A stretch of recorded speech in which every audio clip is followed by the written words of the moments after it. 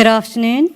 Welcome, everyone, ladies, gentlemen, honourable dignitaries, guests, and of course the Honourable Minister. My name is Kiran Chitkara. I am the MC for today, a lawyer by profession and currently the Company Secretary to the National Board of the Australia-India Business Council, as well as being the National Associate Vice Chair. It is my absolute pleasure to stand before you as your MC and host today. I extend a very warm welcome to everyone to what promises to be an insightful event on bilateral relations between Australia and Andhra Pradesh in India. Before I begin, I would like to acknowledge the traditional owners and custodians of the land on which we meet today. I pay my respects to their elders, past and present, as well as emerging leaders. And before I announce our first speaker, just a quick housekeeping note, please. Please put your phones on silent for the duration of today's formal proceedings. The washrooms are located just at the back of the main hall, and lunch will be served after the vote of thanks. Now, it is my pleasure to welcome our first speaker, Mr. Deepak Raj Gupta OAM. As a former member of the Legislative Assembly in the ACT Parliament, Deepak Raj has played a pivotal role in building stronger ties between Australia and India, whilst also championing multicultural leadership and community engagement. His service has formally been recognised with a Medal of the Order of Australia. Please, everyone, join with me in giving Deepak a warm hand. Thank you, Kiran. With that kind of introduction, I think I should have you in all the events to give my introduction. Thank you so much. Good afternoon, everyone. Welcome to this session with Minister Lokesh and the Government of India and also the Government of Australia. Some of the members are there. Before I begin, I'd like to acknowledge that we are gathered on the land of traditional custodians, and I pay my respect to the elder past, present, and emerging. And of course, to very warm welcome to Minister Lokesh for coming and gracing our many cities, and Melbourne has to be one of them. I was in Adelaide yesterday, and I asked somebody asked me, Minister Lokesh is here? I said, yeah. I said, you gotta say, I want to come. I said, where? You want to come to cricket or you want to come to Melbourne? He said he wants to come to cricket. So that's your fan following, sir, and it's really good to see that, leaders of your stature is coming and really showcasing what India is or India can really offer. I also like to acknowledge our Honourable CGI, Sushil Kumarji, who's been championing here. I think he has the most engagement with all the diaspora. And if anyone needs to know anyone in Melbourne, you should ask him. He'll probably have his address. And of course, to Abhay from CIA, has been championing, bringing lots of delegation to Australia and really working very hard to shrink the gap between the companies, Australia and India. And of course, Ashok Masoor is also former Vice Chair of Australia-India Business Council. And I also like to acknowledge some of my committee members who are present here. Of course, you met Kiran, we got Gini here, we also got Prakash Gupta and Molina is also our industry head for sports and culture, and all the valued AIBC members, distinguished guests, ladies and gentlemen. I think it is very important that these engagements align with the vision of ACTA, which is the economic roadmap which has been drafted between India and Australia. And I think engagement like this is really proof that we are really strengthening our relationship with India, sir. And also, especially this aligned with the vision of Australian government as well and vision of Indian government, if you look around. So this is very a timely visit, Minister, and I know coming as one of the, it's an old region but very young state with the new capabilities. And also I'd like to congratulate on 14th of this month, Andhra Pradesh has grabbed 15 billion worth of Google's capability center in Andhra Pradesh. So please, big round of applause. And probably we'd like to see many more such innovative sectors come into India and in Andhra Pradesh. So if we look around with the ACTA 1, I think some of the things I've been hearing and listening from others, and what your plan is for the Australia-India engagement, especially with Andhra Pradesh. I think technology and digital infrastructure is number one, and I think you're championing it. Having Google there is a testament for that. Cloud service, AI, and cybersecurity. Education is a big export of Australia, and also from India as well. So that's one higher education we really want to push between this ACTA agreement. Clean energy, green data center, leveraging Australia expertise in renewables.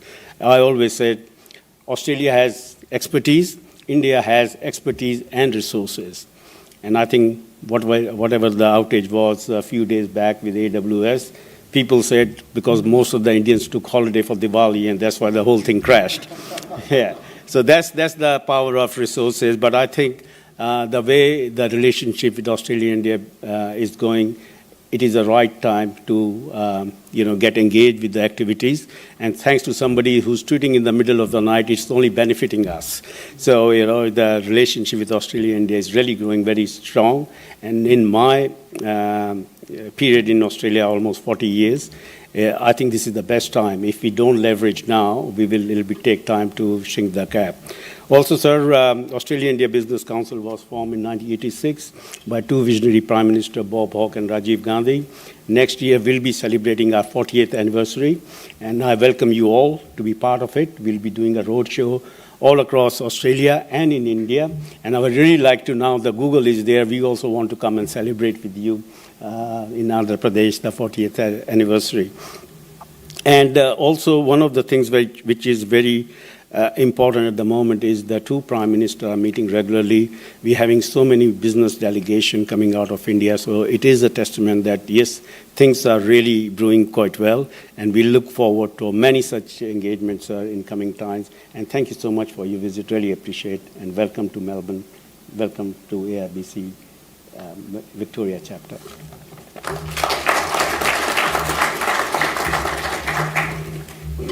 Thank you, Deepak. Now, I am delighted to welcome Dr. Sushil Kumar, Consul General of India in Melbourne, to the dais.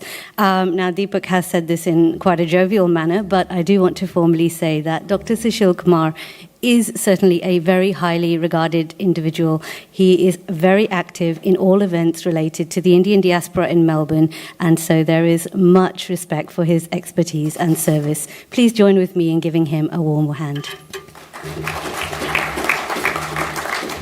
Thanks, Kiran. Namaskar. Good afternoon. I would also like to begin by acknowledging the traditional custodians of the land on which we have gathered here today and pay my respect to their elders, past, present, and emerging. I would also like to acknowledge Honorable Sri Nara Lokesh Garuji, Minister for Information Technology, Electronics and Industries, Government of Andhra Pradesh, Deepak Raj Gupta ji, National Chair for Australia-India Business Council, Ashok Mysore ji, very good friend, past Chair of CII IBF, Abhay Mehta ji from CII, representatives from government and the business community, members of AIBC, friends, ladies and gentlemen. It is a privilege to join you at this special road show of the CII Partnership Summit here in Melbourne.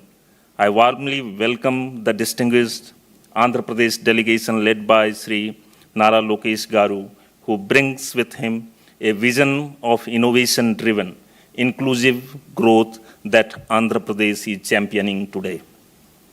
This visit reflects the deepening partnership between India and Australia, and more specifically, the growing state-to-state and business-to-business connections.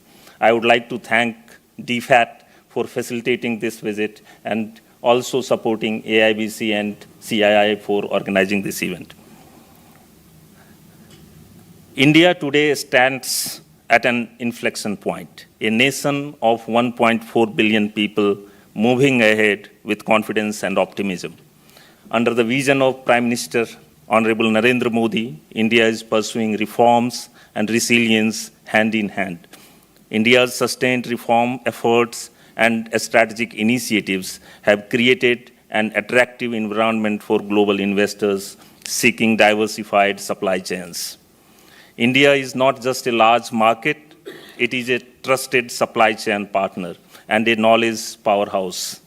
Andhra Pradesh, with its strategic coastline, strong industrial infrastructure, and progressive policies, is emerging as a key investment destination in India.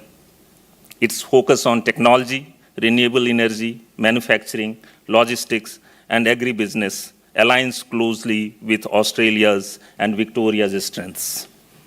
Sri Lokesh Garu's leadership has placed particular emphasis on digital transformation and industrial growth, creating opportunities for collaboration in IT, renewable energy, advanced manufacturing and education. And I was pleased to join Honourable Minister yesterday at University of Melbourne to explore further collaboration and strengthening in educational partnership between Andhra Pradesh and Melbourne University.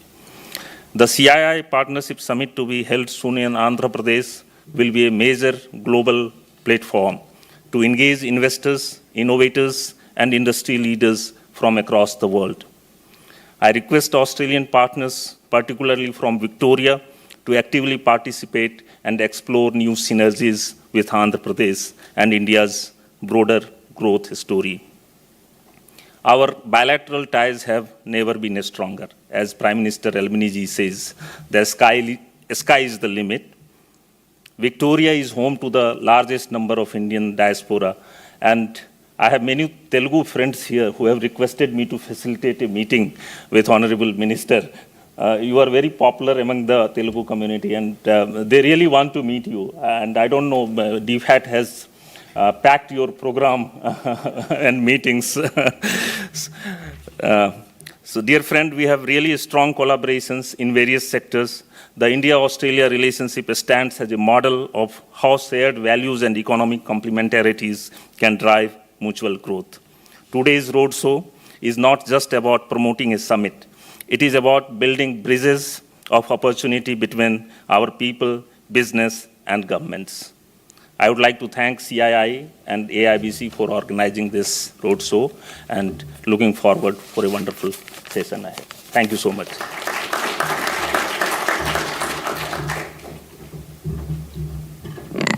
Thank you, Dr. Sushil Kumar. Now, as we move towards the formal proceedings of this afternoon's events, it's a pleasure to welcome Mr. Aju Anthony, Associate Vice President of the Andhra Pradesh Economic Development Board, to share with us his presentation on the CII Partnership Summit. Please do join together to welcome Mr. Anthony.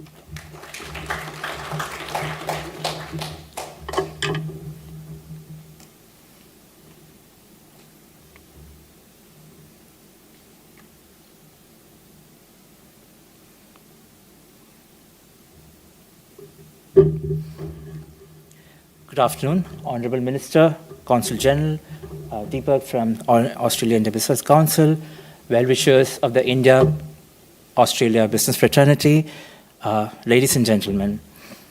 This is more than a presentation. This is an invitation to be part of India's growth story, this growth story of Andhra Pradesh. Andhra Pradesh, the sunrise state of India where ambition meets opportunity. Today, we begin a compelling story of remarkable growth, strategic vision, and a firm commitment to the prosperity of its citizens. This is a dynamic narrative and of global collaboration, mutual economic growth that you all can be part of. Picture this, a state with a geographical area of 160,000 square kilometers, 53 million people, representing 4% of India's population, a GSDP of $180 billion and still rising. An export, we sell to the world about $20 billion, making it 5% of India's exports. Our economy is a mix of agriculture, services, industry. This isn't just growth, this is momentum. Our long-term vision from Vikasit Bharat to Swarna Andhra 2047 focuses on creating wealth, health, and prosperity, and a happy society. We are employing a mission-driven approach, a P4 model, strategy for equitable society. By 2047, we envision to contribute $2.4 trillion to the Indian economy. Our goal is to achieve per capita income of over $42,000 per citizen. And how will we achieve this? This inclusive development, mission-driven governance. Therefore, the future for us isn't waiting, we are creating it. Our aspirational goals for Andhra Pradesh set the stage for transformational growth in key social and economic indicators. By 2047, we want 100% literacy. We want 80% of our female population to be part of the labor force. Urbanization to be taken to 60%. Aiming for 95% skilled workforce. This is textbook transformation, I tell you. We work on strong and proven pillars. Governance that enables, not obstructs. Amravati, a greenfield capital city, developing a world-class city and a planned capital city. Water security, no more scarcity, only sustainability. Industrial infrastructure, global logistics hub enhancing connectivity and trade efficiency. Green energy and fuel, leading by example. One family, one entrepreneur, which basically looks into the idea of grassroots entrepreneurship. A future-ready workforce, product perfection, made in AP, trusted globally. These aren't ideas. They are already in motion. Our future-looking policy framework is designed to drive sustainability and inclusive growth in AP. The guiding principles were product perfection, speed of doing business, reduced cost of logistics, employment creation, future-ready technology, circular economy. They all are bedrock to boost the industrial growth. Sectoral policies covering aerospace, defense, food processing, leather footwear, MSME, maritime, just to name a few, to create our Industrial Development Policy 4.0, serving 44 thematic policy frameworks addressing specific sectors and areas of development. Blessed with a coastline of 1,053 kilometers, Andhra Pradesh is strategically positioned to be the gateway to the east. 6 operating ports with 330 million metric tons per annum capacity. Additionally, 4 ports, greenfield ports, are being built. The advantage of a maritime ecosystem is that it can approximately handle 40% of the east-going cargo from the eastern coast. We have identified 50 coastal creeks and sites suitable for shipbuilding and maritime-related activities. Andhra Pradesh isn't just open for business. We are the door for your business to India. Aviation, where sky is not just the limit. The Honorable Minister keeps saying about vertical integration and horizontal integration. We have 7 operational and 9 greenfield airports being built.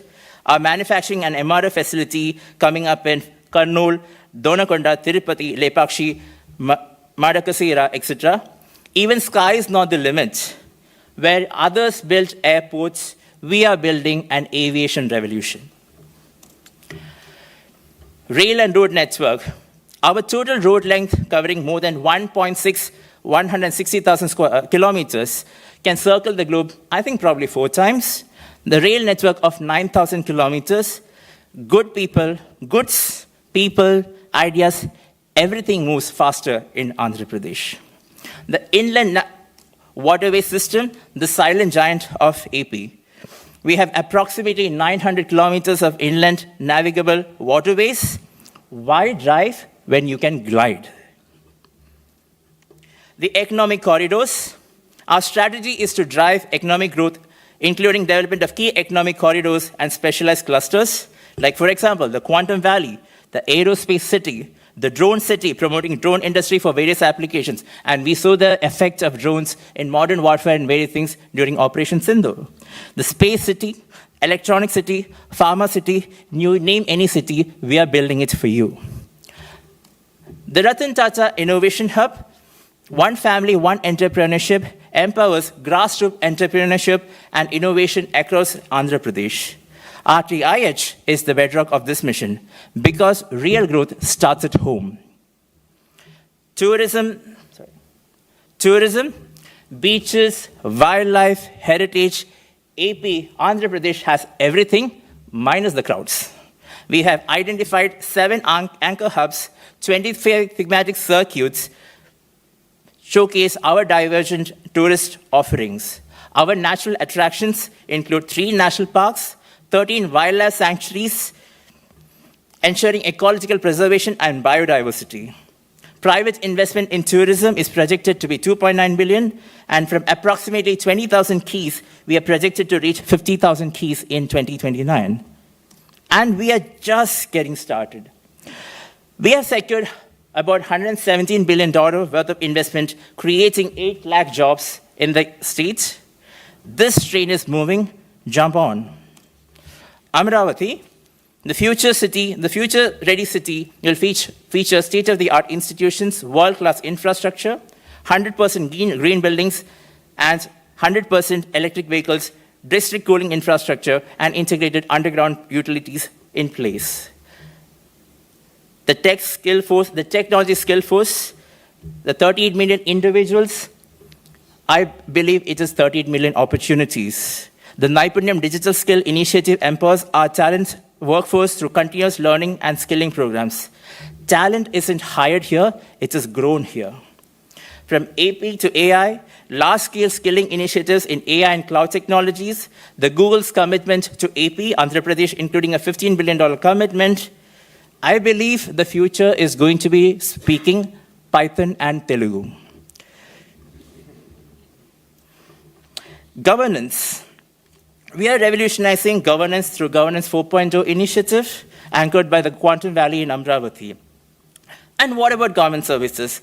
We put them everything on WhatsApp, 700 plus services, 0 paper, real-time governance, AI-driven decisions.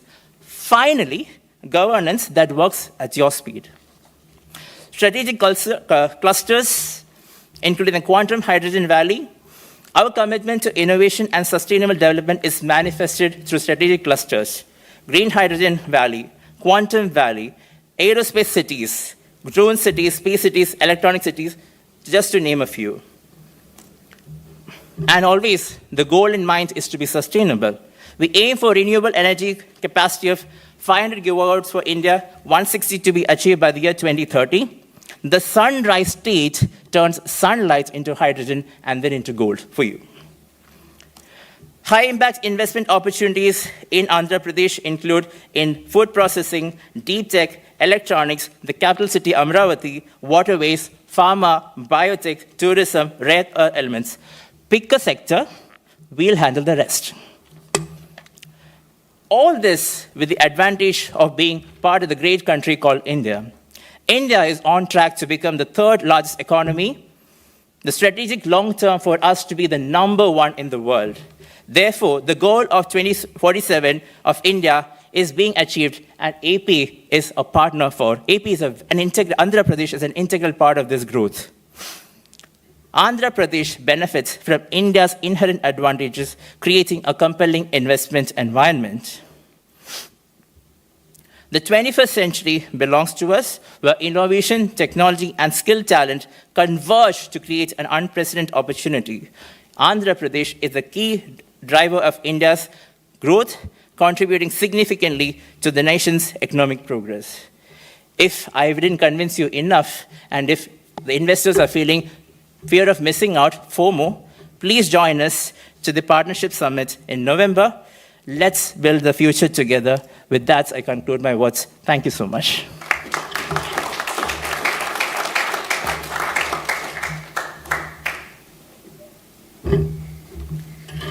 Thank you, Mr. Anthony, for that very compelling presentation. For what it's worth, you've convinced me. Now it is an absolute privilege to be able to welcome to the dais the Honourable Minister Nara Lokesh, Minister for Information, Technology, Electronics, Communication, Real-Time Governance and Human Resources Development for the government of Andhra Pradesh. Mr. Lokesh Nara is an influential and forward-thinking leader deeply committed to shaping the future of Andhra Pradesh through digital innovation and inclusive governance.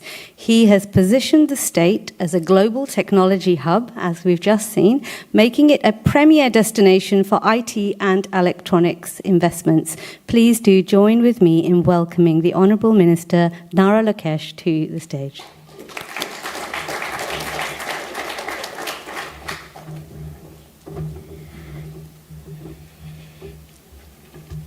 I think after Anthony's presentation, there's nothing much left for me. I think he did a good job selling the state.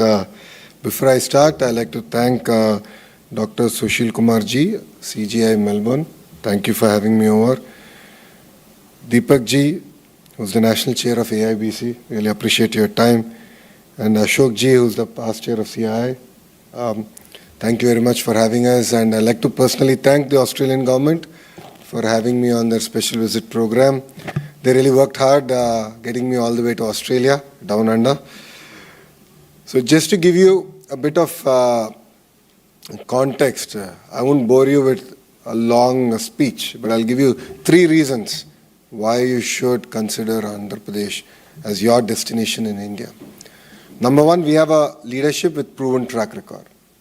Our Premier, Mr. Naidu, is now in version 4.0. This is his 4th term as a Chief Minister. He comes with a lot of experience on how to get critical projects grounded. His experience working with Government of India also helps ensuring that you have a soft landing in not only in India but in the state of Andhra Pradesh. He is of course backed with a very young team. 50% of the legislatures are first-timers, 17 out of the 25 ministers are first-timers. It's not my grey hair, but I'm actually a senior minister in his cabinet. So we bring a lot of passion, a lot of energy to get things done. The second reason you should consider Andhra Pradesh is because we are a startup state. We have that mentality to get things done. We are not complacent. And once you shake hands with us, it no longer is your project, it becomes our project. So I'll give you an example of this. When we talk to any investor and they're looking at Andhra Pradesh, first thing that gets done is a WhatsApp group gets created. All the respective leadership across the political spectrum, the government and the private sector are added to this WhatsApp group. And then on a daily basis, we actually start interacting with each other to understand what's the status, what's the agreed timelines, where are we stuck, what are the areas that we can do better. You know, one company, and one example of this is one company which is into the hospitality sector. This morning we updated them where exactly is the land allocation status, where is the file, and by when are we going to get it cleared. So we believe on delivering it. We believe on following up on your project and ensuring that we not only meet your timelines, but we actually beat it. So 2 other projects I'd like to talk about. One is Google. And all of you have now heard of it. It's a nice wow. But 13 months of hard work went behind it. So when the leadership came, I personally drove them, I showed them where the project will come up, followed by me visiting the corporate office and pitching to their leadership on why Andhra Pradesh, followed by their leadership coming and meeting our Premier in Andhra Pradesh. And there were specific requests which required policy intervention, policy changes at the federal level. And we worked with the Honorable Prime Minister Shri Narendra Modi ji. We worked with our Finance Minister Nirmala Sitharaman Madam and the IT Minister Ashwini Vaishnav ji, and we brought about the changes that were required to not only land Google in India but to actually make India the next destination for data centers across the world. It took us 13 months, which was 1 month more than what we agreed we'll deliver it. So we still regret the fact that we took a month more. But 13 months we got that done. The other project I'd like to talk about is ArcelorMittal, building India's largest steel plant in our state. This project pretty much got discussed over a Zoom call between me and Adit. It was, in the Zoom call, we agreed on 3 specific asks that they had, and one of it had to do with the federal government. The Honorable Chief Minister met the Honorable Prime Minister Modi ji, and across the table, they literally agreed on the way forward, got the project cleared, and in November, we are laying foundation. That's 15 months. We got environmental hearing done, environmental clearance is also done. In the last 16 months, we have attracted $120 billion worth of investments to this great state of Andhra Pradesh, and I believe we're just starting. There's a lot more to do. We're really excited to work with you. India is a tough terrain, but we are here to ensure that you have a soft landing, and I'm sure under the guidance of CG sir here also, we will support any initiative that you have in India and in our state of Andhra Pradesh. The third reason why you should consider Andhra Pradesh is the political leadership of Andhra Pradesh is from a regional party. So we are a political party that's in 2 states, but we have our nation at heart. So we have always influenced policy positively in the interest of the nation, and in the process, Andhra Pradesh always had the first mover advantage. And it's not the first time we've done it. As I said, I have a leader who's in his version 4.0. This is his 4th term. In the past, he's worked on deregulation of telecom sector, aviation sector. In his 3rd avatar, he worked on the digital payments network, and now we worked on the data center policy at the federal level. So we can positively move policy, we can positively change policy. World, as you know, is going through interesting times, challenging times, and challenging times is when India always shines. We only do well when we are pushed to the corner. So I'm now working on a project where all the self-made billionaires of India are coming together, advising us on what is the policy changes they want to see at the state level, at the federal level. And as a state, we're going to spearhead it. Labor reforms is one great example of it. There were 9 reforms that were specifically asked of us. We got 8 of them done in 15 days. And why 15 days? Because our cabinet meeting happens once every 15 days. If your project is more important, strategic, we will call for a special cabinet meeting. That's the pace at which Andhra Pradesh actually works. And this project that we are doing, we have given ourselves 90 days. We are going to bring about the changes that are required at the state level, and we will work with the federal government to look at what we can change to ensure that India will grow at double digit. As my colleague has just shared, we are a $180 billion economy, aspiring to be a $2.4 trillion economy. So all sectors are game. It's not that we're focused on 1, 2, 3. We have close to 15 sectors that we're focused on. I believe in the power of clusterization. This is something that we can learn from our neighbors. We have a cluster around automotive. 9% of Kia's global manufacturing happens in my state. We have cement cluster, we have renewable energy cluster, we have the electronics cluster, compressed biogas, medical devices manufacturing, quantum computing, aqua is another cluster. We have pharma as a cluster, we have steel as a cluster. Like this, we have close to 15 clusters where we are now working on a vertical and horizontal integration.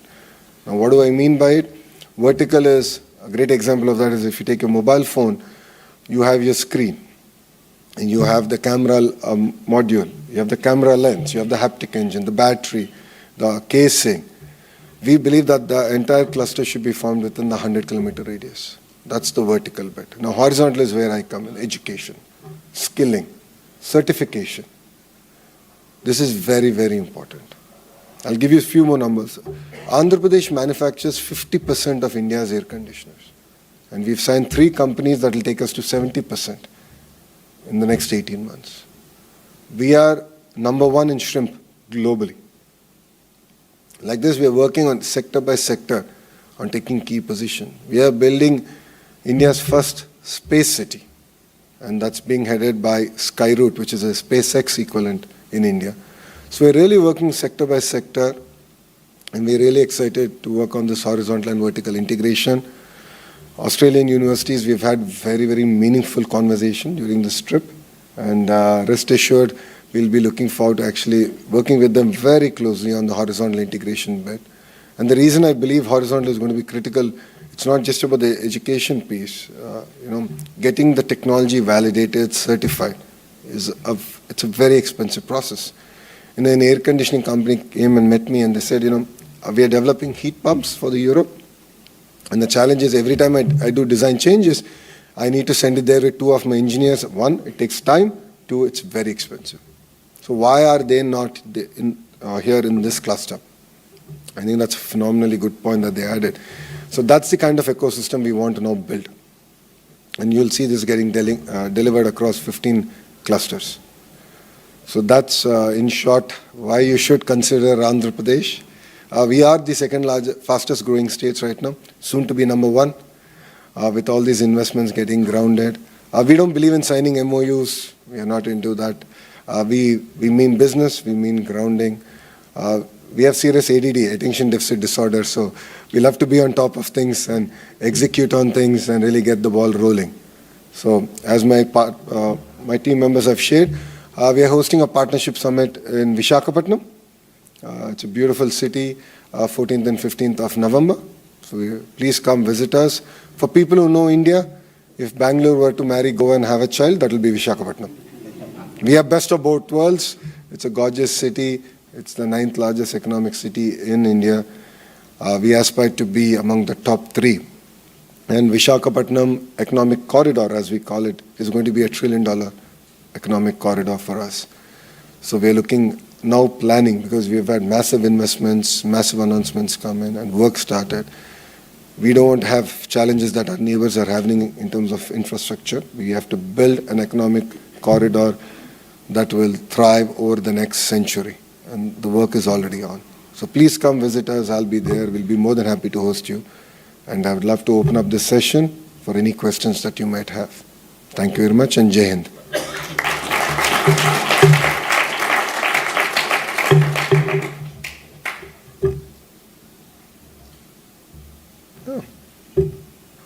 Lucky first. Even before I ask my question, I'll introduce myself. My name is Desam. I'm a true Bangalorean, but married to a Telugu guy. And I've realized that movies are everything. And your father-in-law's dialogues make it common conversation for us at home. So, starting with that. Thank you. Minister Lokesh, you've often spoken about positioning Andhra Pradesh as India's next startup state. I personally, and my husband as well, we've spent the last 2 decades in Australia building and scaling up technology ventures. I've seen how ecosystems mature when innovation is made sustainable, not just exciting. Now, how does your government envision creating a sustainable startup ecosystem in Andhra Pradesh? And I'm particularly interested about long-term digital assets, such as blockchain infrastructure, CBDCs, or proof-of-stake technologies. And would you be open to exploring global collaboration models that have worked well in markets like Australia? I think it's a very valid question. We believe in the power of mentoring for any startups. There's capital available everywhere, but there's no mentoring available. So the approach that we've taken is we've created an incubator/accelerator, which is the Ratan Tata Innovation Hub, which is based out of our greenfield capital city, Amravati. And then we have nodes across the various strategically important areas. So we have another 4 nodes. And each of these nodes and the main hub are working with the private sector. So we have Tata's and their leadership mentoring the node in Amravati. We have Adani's mentoring a node, Jindal's mentoring a node, Greenco, which is a homegrown renewable energy company, they're mentoring a node. There's Mega, which is an infrastructure company, again homegrown, they're mentoring a node. So, and it's 1, we got the private sector. 2, we got the academia. So we got all the private government universities in those nodes in the areas that they are to also be part of this. And then we are backing it with funds. As a state, my strong belief is government shouldn't be spending money directly. We should raise fund of funds. Right? I think now we are at that position as a country that we can do it. So we're looking at innovative models where money is actually being raised. This entire initiative is being headed by a very young IAS officer. She is from IIT Kharagpur. So we matched bureaucratic leadership, political leadership, and the entire process around it. We just launched it, I think, about 45 days back. So we'll be more than happy to engage. So the Economic Development Board representatives will be staying back. So, they'll be the first port of call. and they can lead conversations from there. They can introduce you to the CEO of RTIH. So thank you. Thank you, Minister, and thank you for making the time to come out and presenting so forcefully the arguments for investment in Bangladesh. My name is Martin Hartenstein. I'm a chartered accountant in practice. I work with many big companies that are invested in Australia. Yeah. So you made a powerful argument for investing in Bangladesh. One of the slides touched very briefly on the explosive growth of exports. Can you enlighten me and the others where those exports will be focused and how they will impact on Australia? If you look at currently, we have a position in textiles. We have a position, of course, in aqua. As I said, we are number one in shrimp. And a few other sectors that we are actually doing quite reasonably well. Kia cars made in Andhra Pradesh do get exported around our region. So we have taken a strong position there. Of course, IT exports continue to grow in my state, so that's very, very important. To specifically answer your question, I believe it's a two-way trade. So the way I look at it is the great opportunities for Indian entrepreneurs and Andhra companies to actually look at investments in Australia. So, I mean, to be fair, the government has been exceptionally proactive, and the conversations that I've had at the federal level, at the state level, also at, city council levels. I mean, it's been very inspiring, the kind of vision that the politicians here also have. So we've started looking at, and we started talking to companies in my state, some who are based out of my state, some who have invested in my state, to look at opportunities in Australia. Sectors like hospitality, critical minerals, education, skill development. So these were sectors that were discussed. In terms of what Australia can offer to India, sports is one sector that we're looking at. Of course, skill development is a no-brainer. As we all know it, education, we're already quite big in terms of our relationships. So I think there's clear sectors that we've identified where Australian companies can also look at investing in my state. In terms of exports, I think we live in a very dynamic world. And I believe that every country and every state should diversify and have look at other countries and other states. So historically, as a state, certain sectors have been very reliant on certain countries. And then with the changing politics, we've had challenges. So after that, we've insisted that our exporters also look at new markets and look at products where there is a gap in that market. So it's not about saying, I have this, so will you take it or not? But to actually analyze the market and find the right product at the right price point and the right sort of a fit. That's one thing I said. To the Australian companies, especially who are in commodities, in Sydney, I had a sit-down lunch with quite a few of them. I've asked them to look beyond wheat and certain commodities. There's so much of potential in things like mushrooms and horticulture. There's massive opportunities that India has, and we can make, and especially Andhra Pradesh, which is among the top 5 states in horticulture, aspiring to be number 1. We can export to the world. And our vision is not to just make the local variants of mango, but to make the Japanese variant, to grow the Japanese variant of mango in Andhra Pradesh. So there are amazing opportunities like that where I think we should look at, based on the companies that you represent, and explore opportunities through either, I think, it's Australia Trade, Austrade, or of course our Economic Development Board, and find opportunities of mutual interest. It's a long answer for a short question, but I had to. I've understood that I think it's a two-way trade from Andhra's perspective. Thank you. Hi, Swati. Minister, I have one question. You spoke a lot about possible potential association with the education sector in Australia. I'm quite keen to interested. What do you mean by that? And second, very interested in figuring out how's the brain drain and the brain going back to the country, and that association will come along. There are enough people you see out here who come as students, never go back, while India does, with the kind of development you're seeing happening in AP. I think we'll do a lot with people going back as well and coming here with a more strategic vision.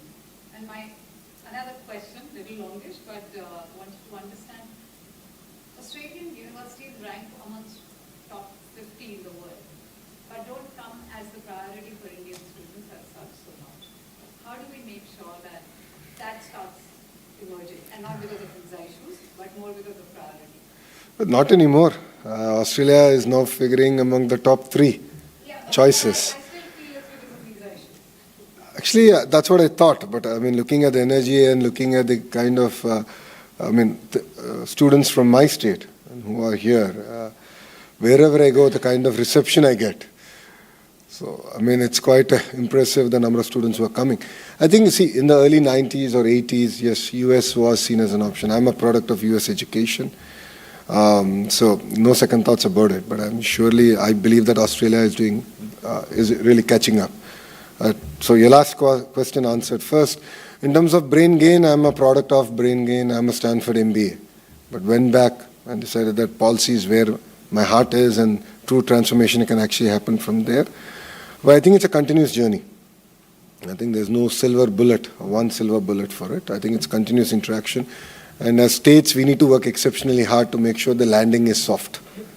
I mean, India is not exactly an easy country, but we need to work very systematically and build it out. And that's where policy makers have a role, that's where bureaucrats have a role. Together, we should create a very conducive environment, and that's what we're working on very systematically. And to be fair, from Andhra's perspective, we are not transactional state. We are very long-term relation building state. And that is the DNA of the regional party. So if you look at it, Mr. Naidu has had relationship with Mr. Lee Kuan Yew of Singapore way back, starting in the 90s, and that relation continues, and it's only deepened. And that's exactly what even the Australian government is looking for. So I think that kind of deep, meaningful relationships are going to be important, and building the superhighways of investments to make it smooth for landing. And only then will we have brain gain in its true sense. But end of the day, I think our kids have an opportunity to go be global citizens, and wherever opportunities are there, I think they should go and be part of it, be part of that journey. In terms of universities here, Aussie universities and collaborations with Andhra Pradesh, I've specifically stated a few sectors that we are interested, but it's about 15 clusters that we're interested. And the way I look at it is, who's the best in that cluster? Aussie universities are good across, 10 domains, but they're really, really good at 2-3 domains, like any other global universities are. So I'm looking at working with them, bringing them in, bringing the private sector in, and of course giving an opportunity to local colleges, universities to host a center of excellence or a joint dual degree program, research projects together, and do that. See, it's designed in Aussie, Australia, manufactured in Andhra Pradesh. I think it's best of both worlds, right? That's what we want to do. Now, what do I mean by it? Aqua. Right? I met the leadership of James Cook University, who are exceptionally good in aqua, and the professor had very technical questions for me. Like, which variant, what's the name, what's the number? I said, okay, I'm not into that depth. I'll have my agriculture minister talk to you. I really don't have that kind of depth in that sector, but we want to work. So we are talking about, okay, let's look at research facilities. How do we go about with it? New variants, how do we get the farmers to move up the value chain? Then the New South Wales University, we spoke about solar panel design, engineering. The technology that came out of New South Wales University is supplied to 90% of solar panels globally. And I have 5 out of the 10 manufacturers in Andhra Pradesh with an annual output capacity of 100 gigawatts, but I don't have a technical program around it. I don't have a skill upgradation program around it. So I'm going to work with them.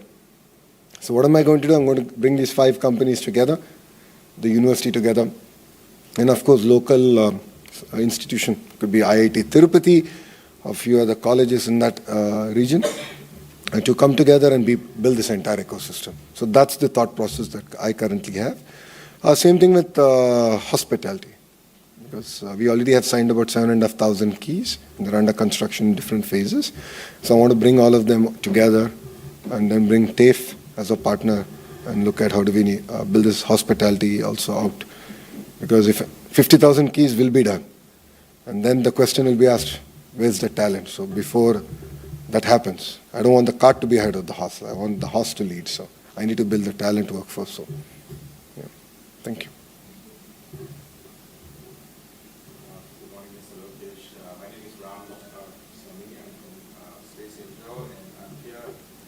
space angel. Nice. We are together with my partner, Ceci, and Jacob. In fact, it's very reassuring to hear that you say no more MOUs. We actually flew from Perth to come and see you.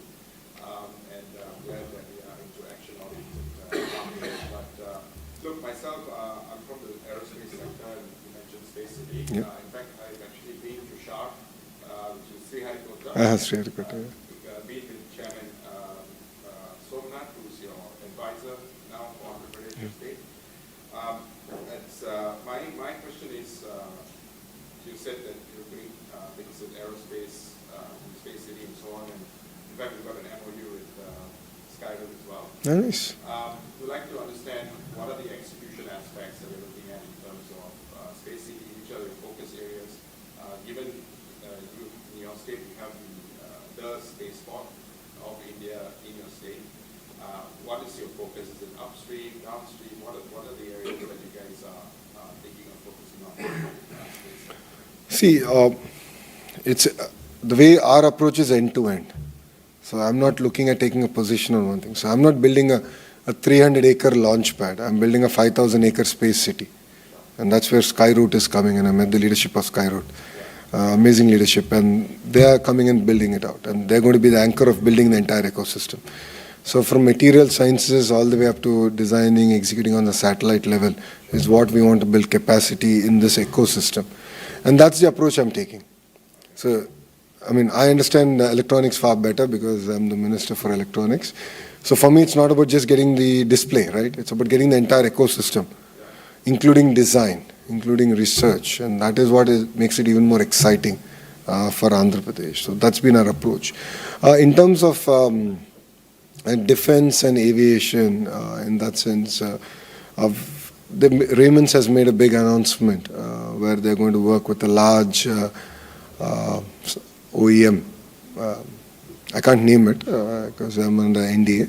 I don't want to get into trouble and be sued. So the idea is we're going to build that out, work with them, build their ecosystem. I met the leadership of the OEM. I didn't ask them to come down. I said, give me a Rolodex. I said, I want to understand who are all your suppliers. What does it take to build the end product that you do? And who are all your suppliers? I'll go get them.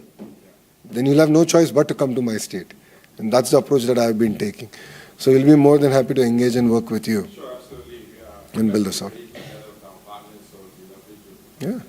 So the Economic Development Board team is here. The two lovely ladies on your right, and there's two gentlemen on your left. So they'll be here to take follow-up discussion. Yeah. Any other questions? Yeah. So this I think we are running out of time. You're local. You can get me whenever you want. So You have to take one more question before we. yeah. Anything on that end? I mean, that's the quiet corner. So, please. Thinking corner. Why not? My name is Surya Karapati. I'm a founder of Rising Boost, a sports startup. This is speak about sport in Andhra Pradesh.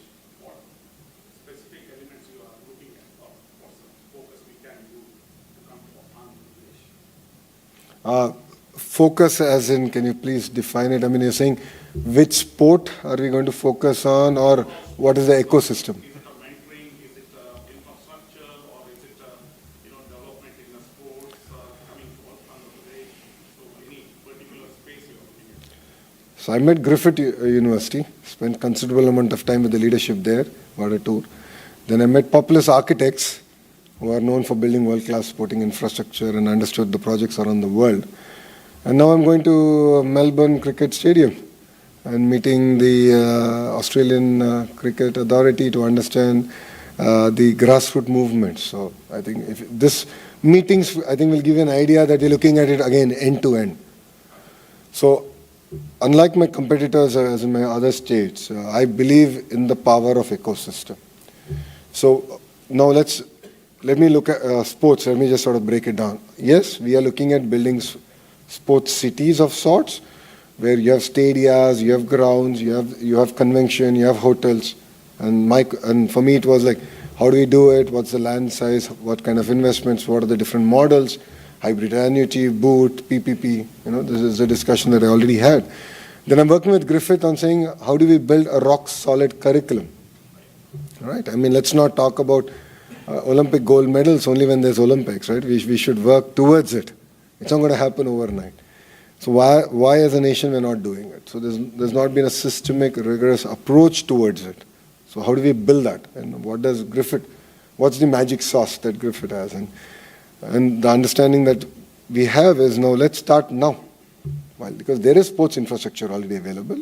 Let's start working while we build, of course, world-class sports infrastructure as we go. So education, the entire ecosystem, infrastructure, and then we are also doing a grassroots movement. So we are doing sports at a very village level to identify talent very early on, who can be nurtured, who can be built on, and then work with them through their education, because it's not exactly that, it's not easy to pursue both a sporting career and an academic excellence. It's a tough balance.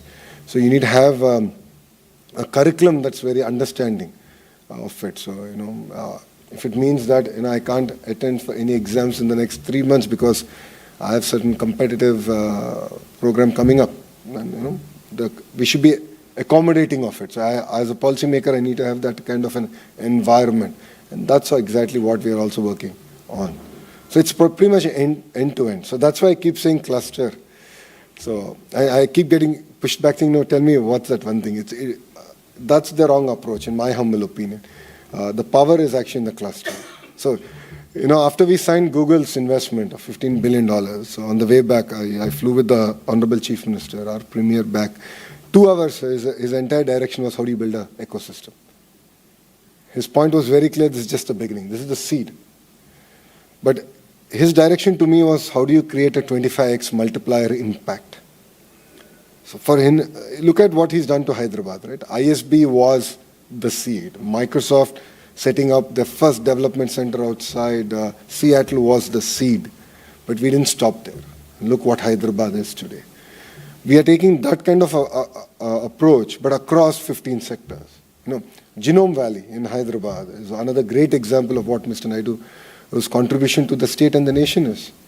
I mean, we are one of the very few countries to have a domestic vaccine for COVID. I think 4 countries or 5 countries in the world. We are one of them. And that is an Hyderabad company. The vaccine was discovered, manufactured in Genome Valley. Right? I mean, but the foundations were laid in the late 90s. And Mr. Yella came to meet Mr. Naidu about his trying to set up Bharat Biotech, but then they got about with this idea of doing a Genome Valley. And Krishna Yella actually played a very, very important role in the vision of doing Genome Valley. That's the power of a cluster. So it was not about one Bharat Biotech, but it was about building the entire ecosystem, the cluster. But I think we've learned a lot. As a political establishment, we've learned a lot. As a state, we've learned a lot. So now we are really focused on this vertical and horizontal integration. Every speech of mine, every meeting of mine, you'll hear this again and again, vertical and horizontal integration, because I truly believe in it. And that's where, as an HRD minister, I've realized that there's a much larger role for me to play. So sports, end-to-end. Space, again, end-to-end. Aqua, end-to-end. That's the kind of approach we're taking. Yeah? Correct? Yes. Sports, arts. We had again an opportunity to meet up with certain leadership. Handloom is very big. Handloom is very big in my own constituency called Mangalgiri. So all the shawls I'm giving is actually from my constituency. So there's a lot of work we can do. Our saris, our artworks are there to be preserved. Our coffee, Araku coffee, grown by tribals. It's very well known. We have a store in Paris. This is being led by Nandi Foundation, which was started by Dr. Anji Reddy of Dr. Reddy Labs, and now it is being led by Anand Mahendraji.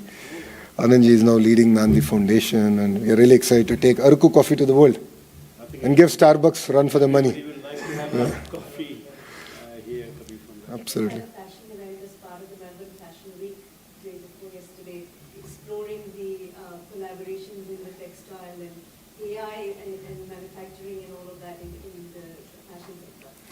So I'll introduce you to Suchitra Yella, who's also a Padma Shri recipient. She has been tasked with creating a vibrant handloom ecosystem, arts ecosystem in Andhra Pradesh. So out of her sheer love, she's doing it for the state. So nice. So I'll tell Suchitra auntie, and she'll reach out to you. I'll take your numbers and contacts. So, thank you very much, and Jai Hind.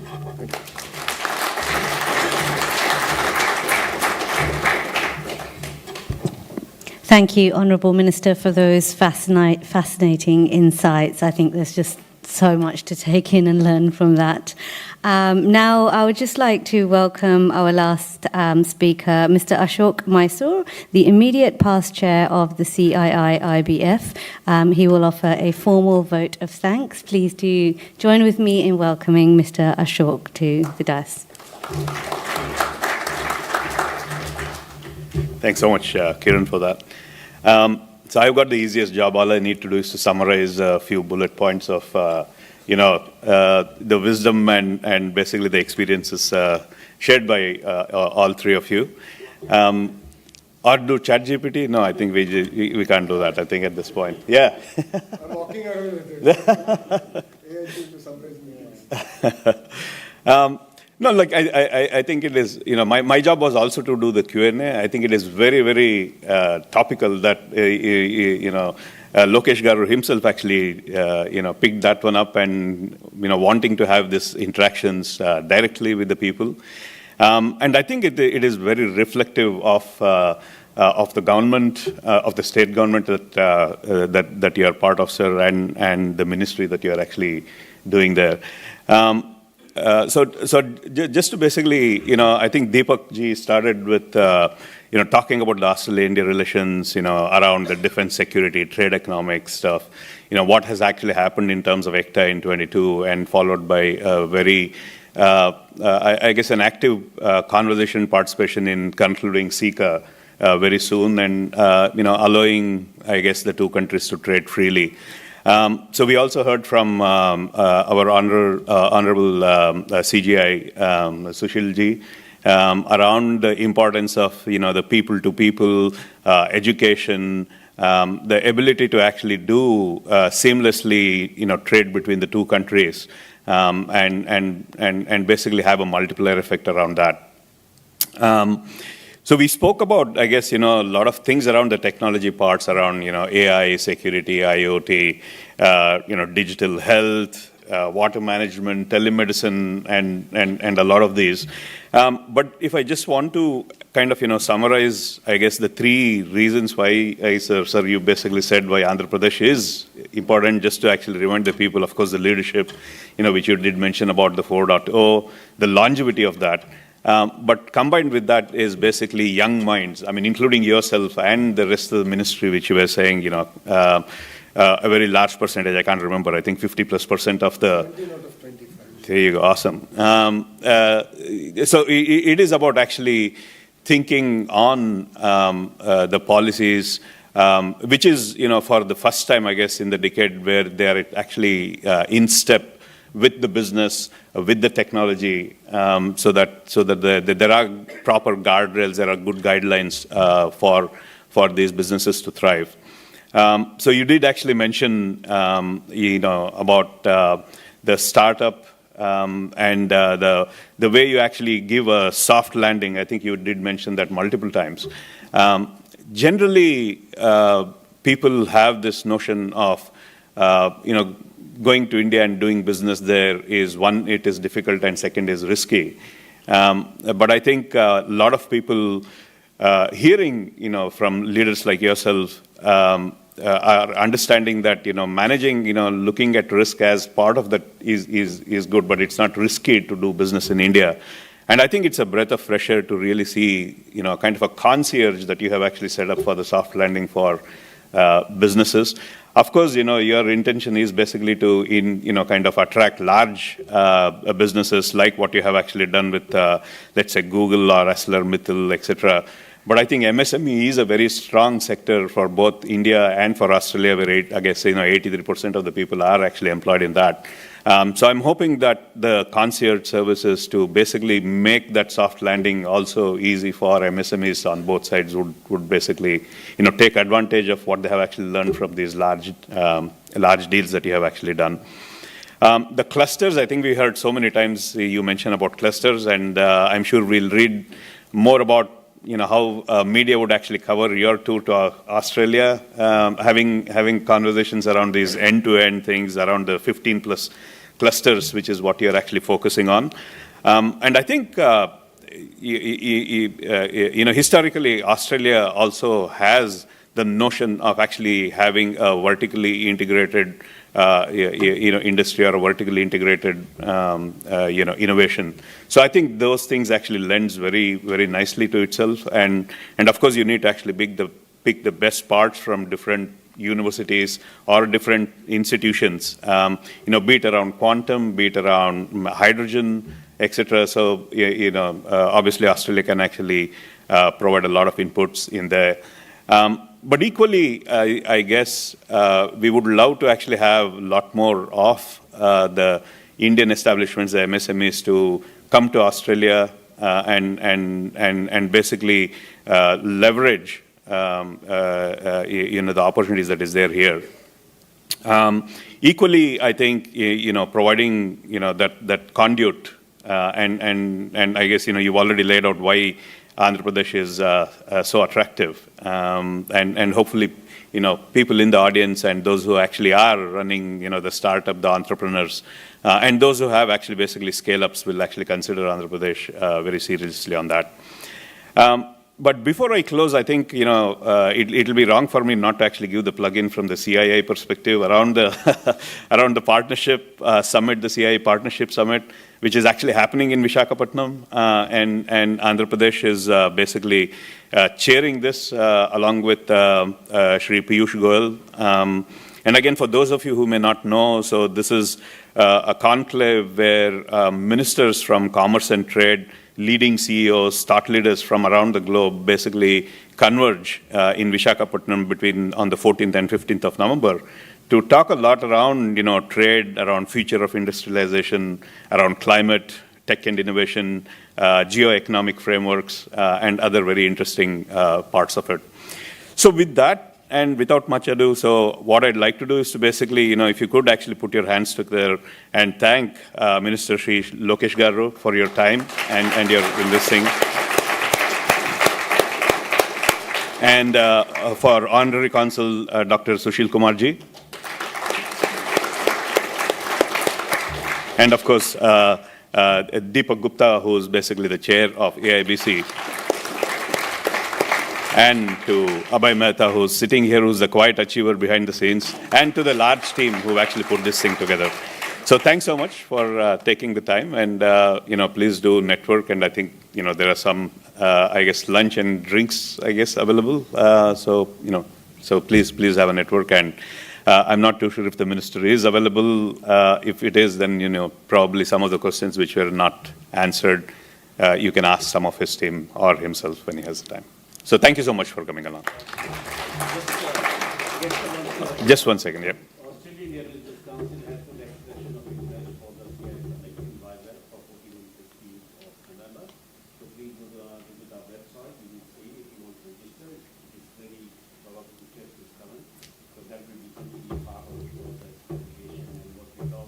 Also on speak in EDB, you can also organize a webinar sometime in coming week. Delegation. Some of the questions which have not been answered, we probably can answer it there. And just before we go, we'd like to have a photograph. We can come on this side, and the minister will be here. We'll take one good photograph. No, they will come here. Yeah, please, if you can come this side. Yeah, that's right. And yeah, you will be here.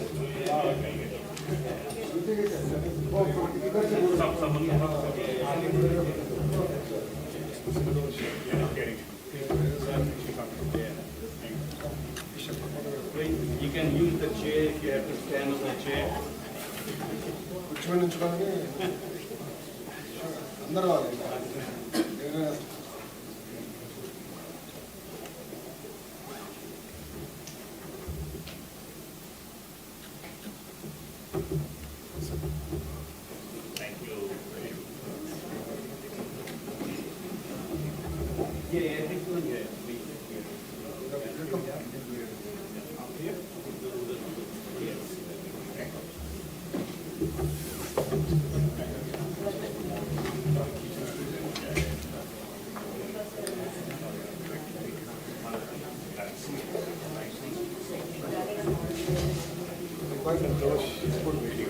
Yeah, yeah.